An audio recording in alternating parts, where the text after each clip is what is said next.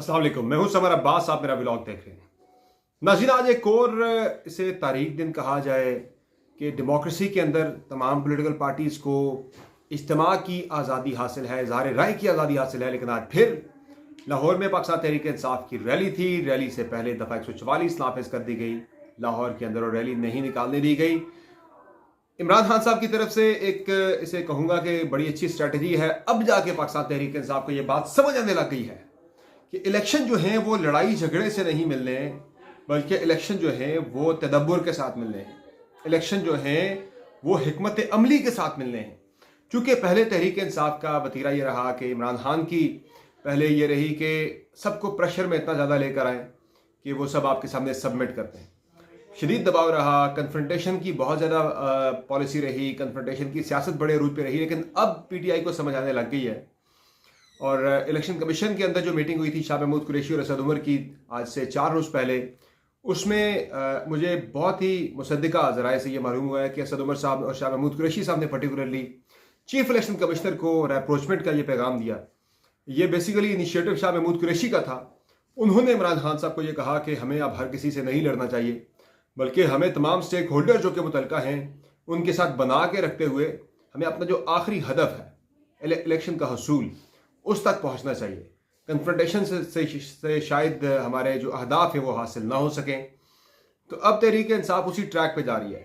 महाज़राए की सियासत को, महाज़राए की हिकमत अमली को तर्क करते हुए पाकिस्तान तहरीक इंसाफ ने अब जो स्ट्रेटजी अडॉप्ट की है कि लड़ना नहीं है, बल्कि स्टेक होल्डर्स को ऑन बोर्ड लेते हुए इंतखाबात लेने। चूँकि किसी भी तरह से पाकिस्तान तहरीक इंसाफ की कोशिशें होनी चाहिए कि वो स्ट्रेच करके मामलात को ले जाए किसी भी तरह से पुरअमन तरीके से। सबसे इंपॉर्टेंट चीज़ है कि पुरअमन तरीके से वो माहौल को ले जाए 30 अप्रैल तक के, जब पंजाब के इंतखाबात हो जाए। पंजाब के इंतखाबात अगर हो गए, केपी के होते या नहीं होते, मैं दोबारा ये वाज़ेह कर रहा हूँ कि पंजाब के अगर इंतखाबात हो गए तो फिर कौमी असम्बली में भी पाकिस्तान तहरीक इंसाफ की जीत जो है वो ऑब्वियस हो जाएगी। यानी पंजाब में अगर पीटीआई गवर्नमेंट बनाने में कामयाब हो जाती है तो उनकी गवर्नमेंट के होते हुए सेंटर के इंतखाबात, चूँकि सेंटर में भी मेजॉरिटी सीटें पंजाब के अंदर से आनी हैं, आधी सीटें, तो उन आधी सीटों में से तहरीक इंसाफ जो है वो 35-36% सीटें भी जीत जाती है तो सेंटर में गवर्नमेंट बनाने की पोजीशन में आ जाएगी, चूँकि केपी तो उनके साथ है ही है। तो इसलिए कोशिश अब ये है, हिकमत अमली इमरान खान साहब की ये है कि बगैर किसी महाज़राए के, बगैर किसी कन्फ्रंटेशन के किसी भी तरह से 30 अप्रैल तक पहुँचा जाए और पुरअमन तरीके से इंतखाबात का इनेकाद किसी तरह से मुमकिन हो जाए। इस वक्त इमरान खान को सिर्फ इलेक्शन चाहिए। और ये जो हरबे हैं कि किसी भी तरह से दफ़ा 144 लगा दो, रोक दो, कंटेनर लगा दो, बात ना करने दो, इजहार राय के ऊपर पाबंदी लगा दो, टीवी के ऊपर अपीयरेंस पे कैमरा के जरिए पाबंदी लगा दो, जलसे जुलूस पे, रैलीज पे पाबंदी लगा दो, मैं सिंपल इस पे मेरा तज्जिया यह है कि ये करके किसी और की खिदमत नहीं की जा रही, तहरीक इंसाफ को नुकसान नहीं पहुंचाया जा रहा, बल्कि पाकिस्तान तहरीक इंसाफ का फ़ायदा हो रहा है। उन्हें घर से निकले बगैर, उन्हें सड़क पर आए बगैर, उन्हें जलसा किए बगैर घर पे बैठे उनकी कैंपेन हो रही है पंजाब के अंदर। चूंकि पाकिस्तान तहरीक इंसाफ का जो वोटर है, जो सपोर्टर है पर्टिकुलरली, वो जलसे में आए ना आए, वो रैली के अंदर आए ना आए, वो जेल भरो तहरीक के अंदर शामिल हो या ना हो, वो अपना गुस्सा जो है, वो अपनी लॉयल्टी जो है पार्टी के साथ, वो वोट के डब्बे में जाके अपना गुस्सा सारा निकालता है। वोट डाल के पाकिस्तान तहरीक इंसाफ को बल्ले के ऊपर निशान लगा के, मोहर लगा के वो अपना गुस्सा निकालता है सिस्टम के ऊपर, एंटी पीटीआई फोर्सेस के ऊपर। जिस तरह से आपने 17 जुलाई के ज़िमनी इलेक्शन के अंदर भी आपने देखा, तो वही आपको माहौल शायद देखने को मिले आम इंतखाबात के अंदर भी, कि लोग रिएक्ट करेंगे। रिएक्ट करके वो इस सारा जो कुछ उनके साथ हुआ पिछले 10 महीने के अंदर, इस सारे के ऊपर वो रिएक्ट करके पहुंचेंगे बैलेट बॉक्सेस तक और जाके अपना वोट पोल करेंगे। और पाकिस्तान तहरीक इंसाफ का सबसे बड़ा मसला ही यही है कि उनका वोट पोल नहीं होता है। कराची के अंदर पाकिस्तान तहरीक इंसाफ का वोट बैंक अगर आप देखें तो वो सबसे ज़्यादा है, एमक्यूएम से भी ज़्यादा, जमात इस्लामी से भी ज़्यादा। लेकिन अभी रिसेंटली वोट क्यों नहीं पड़ा बल्दियाती इंतखाबात के अंदर पाकिस्तान तहरीक इंसाफ को, कि पीटीआई के वोटर को कोई बाहर निकाल नहीं सका। पीटीआई का वोटर बाहर निकला नहीं है। वो निकलता, वोट कास्ट करता, तो शायद नताइज कराची के बल्दियाती इंतखाबात के कुछ और होते। मैंने प्रोग्राम भी किया था जो 19 फरवरी को ऑन एयर हुआ था।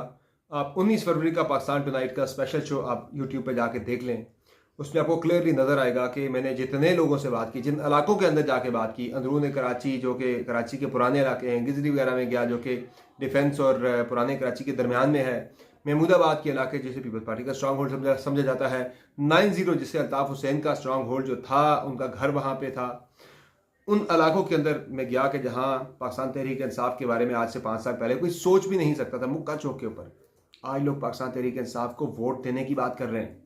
और इनसे मैंने पूछा आपने बलदियाती इंतखाबात में वोट क्यों नहीं दिया, तो उन्होंने कहा जी एक तो जो लोकल लीडरशिप है पाकिस्तान तहरीक इंसाफ की वो इतनी एबल नहीं, हमें वो इतनी पसंद नहीं, दूसरा वोट के लिए उन्हें निकाला नहीं जा सका, ये वोट कास्ट वहाँ पे नहीं हुआ। आम इंतखाबात के अंदर लोगों ने अपना एंगर निकालना है, जाके वोट डालना है लोगों ने। अब नाज़रीन जो काउंटर स्ट्रेटजी है, अब उन्हें भी ये बात समझ आने लग गई है कि इमरान खान को तो जो वो सोच रहे थे कि किसी भी तरह से प्रोवोक करेंगे, कोई इश्तियाल अंगेज़ी होगी और इंतखाबात को मुलतवी कर दिया जाएगा, उसकी आड़ में जो मेरे पास इत्तलात आ रही हैं वो मैं आप तक पहुंचाता हूँ। बड़ी ये इंटरेस्टिंग और बड़ा इंपॉर्टेंट ये मामला है और बड़ा सेंसिटिव भी है। जो स्ट्रेटजी है वो बड़ी इंटरेस्टिंग है। स्ट्रेटजी ये है जनाब कि किसी भी तरह से, चूँकि 17 मार्च को होना है PSL का फाइनल लाहौर के अंदर, और PSL के फाइनल से पहले पहले किसी भी तरह से कोशिश ये है कि 17 तक इमरान खान को रोका जाए, ना निकलने दिया जाए, उनकी रैलीज को होल्ड करते रहें, रोकते रहें, दफ़ा 144 लगा के कभी किस आड़ में कभी किस आड़ में। उसके बाद जो मेरी असेसमेंट भी है और कहीं ना कहीं इंफॉर्मेशन भी है कि होगा ये मैं आपको आज इसकी प्रोडिक्शन कर रहा हूँ कि जिस दिन इमरान खान को निकलने दिया गया, अभी PSL की वजह से ऐसी कोई चीज़ नहीं होगी, जो ही PSL ख़त्म होगी, PSL के ख़त्म होने के बाद जिस दिन इमरान खान सड़कों पर निकलेंगे, बाहर निकलेंगे, उस दिन आप देखेंगे कोई पटाखे पटूखे वगैरह कोई इस तरह की हरकत कोई ना कोई हो जानी है। क्रैकर धमाके जो कि मुहलक नहीं होते, जिससे जानी नुकसान होने का अंदेशा नहीं होता, कोई इस तरह का कोई ना कोई वाक़या जो है वो आपको होता हुआ नज़र आ सकता है। अगर ऐसा होता है तो आज जो मैं प्रोडिक्शन कर रहा हूँ, आज जो मैं फोरकास्ट कर रहा हूँ, मैं किसी वजह से कर रहा हूँ, तो फिर आपको वो तमाम खदशात, वो तमाम जो इस वक्त एक जो सेंटिमेंट है, एक जो परसेप्शन है कि इंतखाबात को मुलतवी करने के लिए ये सब कुछ किया जा रहा है, वो तमाम तर चीज़ें दुरुस्त साबित हो जाएंगी। वो तमाम इल्ज़ामात जो हैं इलेक्शन को मुलतवी करने के हरबों के हवाले से, वो तमाम इल्ज़ामात दुरुस्त साबित हो जाएंगे। पाकिस्तान तहरीक इंसाफ का बयानिया प्रिवेल कर जाएगा, बाकी बयानिए सारे पीछे रह जाएंगे। तो ये चीज़ें आपको शायद होती हुई अगले चंद दिनों में नज़र आएँ। बाकी तोशाखाना का रिकॉर्ड आज पब्लिक कर दिया गया है और 2002 से ऑनवर्ड, और इसमें बड़ी इंटरेस्टिंग चीज़ें कुछ देखने को मिल रही है कि 2-2-250 रुपये लेके भी लोगों ने तोशाखाना से चीज़ें ली हैं। लेकिन इस पर रिकॉर्ड सारा जब आएगा, इस पर मैं कल इंशाल्लाह एक डिटेल वीडियो करूँगा कि तोशाखाना में से किसने क्या क्या लिया, ये आपके साथ ज़रूर इंशाल्लाह शेयर करेंगे। लेकिन अभी जो चल रहा है मुल्क के अंदर मामला, नून लीग की मैं बात करूँ तो नून लीग और पीपल्स पार्टी के दरमियान एक थोड़ी सी सर्द जंग से जिसे कह सकते हैं कि वो शुरू हो चुकी है, और पीपल्स पार्टी ने कई मामलों पे नून लीग को बिल्कुल डिसोन कर दिया है। मिसाल के तौर पर अगर हम बात करें मुल्क की हुकूमत की मुआशी पॉलिसीज़ की, मुआशी कारकर्दगी की बात करें, तो पीपल्स पार्टी ने इस मामले से लाताल्लुकी का ऐलान किया है। सारा जो इस वक्त नुकसान है वो नून लीग उठा रही है अपने पोलिटिकल कैपिटल का। पीपल्स पार्टी जो है वो तनकीद भी कर देती है और साथ साथ गवर्नमेंट के चल भी रही है। अब सिलसिला यहाँ तक पहुँच चुका है कि मरीम नवाज साहिबा से जब सवाल हुआ पिछले हफ्ते के, पीपल्स पार्टी वाले तो बोलते ही नहीं है, आप लोग ही सिर्फ इस मामले पे मईशत के वाले से वो तो डिफेंड ही नहीं करते आपकी गवर्नमेंट की कारकर्दगी को इत्तेहाद में होने के बावजूद। तो उसमें मरीम नवाज ने कहा जी हमने तो इस सारे की जिम्मेदारी लेनी है, जो भी हमने किया है, जो हमारी मुआशी कारकर्दगी है बुरी अच्छी, तो बाकी कोई और ले या ना ले। फिर पंजाब में एक मीटिंग हो रही थी कल टिकटों की तकसीम के वाले से PMLN की, तो उसमें पीपल्स पार्टी के साथ सीट एडजस्टमेंट की जब तजवीज़ सामने आई तो मरीम नवाज साहिबा ने स्ट्रेट अवे उस चीज़ को रिफ्यूज़ कर दिया। उन्होंने कहा कि पीपल्स पार्टी के साथ कोई भी सीट एडजस्टमेंट नहीं होगी, क्योंकि पीपल्स पार्टी ने सिंध में हमें कौन सी सीटें देनी जो हम उन्हें पंजाब के अंदर सीटें दें। तो ये लड़ाई जो है एक सर्द जंग शुरू हो चुकी है। फिर आज सिंध से बयान आया मुराद अली शाह साहब का कि ये जो मरदमशुमारी है इसे हम नहीं मानेंगे, हमारी मर्जी के बगैर नहीं हो रही, हम इसके ख़िलाफ़ हमारा सूबा यानी कि इसकी सपोर्ट ख़त्म कर देगा। और साथ ही उन्होंने ये भी कहा कि हम इस पर अपना सियासी लाएअमल भी हम इस पर बना सकते हैं। तो सियासी लाएअमल यही है कि पीपल्स पार्टी फिर दोबारा कोई थ्रेट मारेगी हुकूमत से बाहर निकलने की। अब चूँकि इंतखाबात करीब आ रहे हैं, तो इंतखाबात होने से पहले आप देखेंगे कि 1 महीना या 1.5 महीना पहले पीपल्स पार्टी मरकज़ी हुकूमत से बाहर निकल जाएगी। और अर्ली इंतखाबात की जो बात हो रही है उसकी एक सबसे बड़ी एक जवाज़ उसका ये हो सकता है, उसकी सबसे बड़ी एक ग्राउंड सेट करने के लिए सबसे इम्पॉर्टेंट चीज़ ये हो सकती है कि अगर अर्ली इंतखाबात मुल्क में करवाने, अर्ली इंतखाबात से मुराद है कि मुल्क में एक दिन इंतखाबात होने, ये आपको मैं पहले भी बता चुका हूँ, खबर दे चुका हूँ कि इंतखाबात मुल्क के अंदर एक ही दिन होने हैं। ये जो हमारे पॉलिटिकल और नॉन पॉलिटिकल तमाम स्टेक होल्डर्स का इस बात पर इत्तफाक है कि इंतखाबात एक दिन होने चाहिए और एक दिन होंगे भी। ये मैं आपको खबर दे रहा हूँ, बता रहा हूँ, बार बार मैं आपको बता भी चुका हूँ पहले भी। और इसके लिए जो पीपल्स पार्टी ने जो बयानात का सिलसिला शुरू किया, ये जो सर्द जंग शुरू हो चुकी है उनकी नून लीग के साथ, ये उसी के हवाले से ग्राउंड सेट हो रहा है।